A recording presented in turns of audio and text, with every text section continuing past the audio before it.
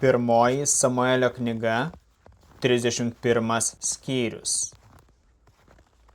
Filistinai kariavo su Izraeliu. Izraelio vyrai bėgo nuo Filistinų ir krito nužudyti ant Gilbojos kalno. Filistinai pavijo Saulių ir jo sūnus ir nužudė Jehonataną, Abinadabą ir Malkišuvą. Vyko smarki kova prieš Saulių ir šauliai pataikė į Saulių ir jį sunkiai sužeidė. Tada Saulius tarė savo ginklanešiui: išsitrauk kardą ir juo mane perverk, kad šitie neapipjausite jį, atėję nepervertų ir neišniekintų manęs. Bet jo ginklanešys nesutiko, nes jis labai bijojo.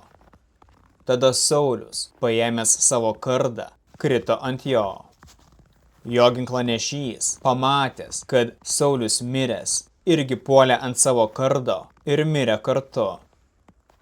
Taip mirė Saulius, jo 3 sūnus, ginklanešys ir visi jo vyrai tą pačią dieną. Izraelitai, kurie gyveno anapus slėnio ir kitoje pusėje Jordano, pamatė, kad Izraelitai pabėgo ir Saulius bei jo sūnus mirę, paliko miestus ir bėgo. Atėję Filistinai apsigyveno juose. Kitą dieną Filistinai, atėję apiplėšti užmuštųjų, rado Saulių ir jo 3 sūnus, žuvusius ant Gilbojos kalno.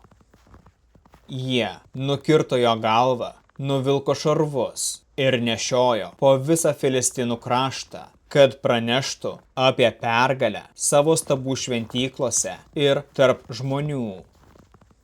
Jie padėjo jo šarvus Astartės šventykloje, o jo lavoną pakabino prie Bet Šeano miesto sienos. Jabeš Gileado gyventojai išgirdo, ką Filistinai padarė Sauliui. Pakilo jų drąsiausieji vyrai ir ėjo visą naktį.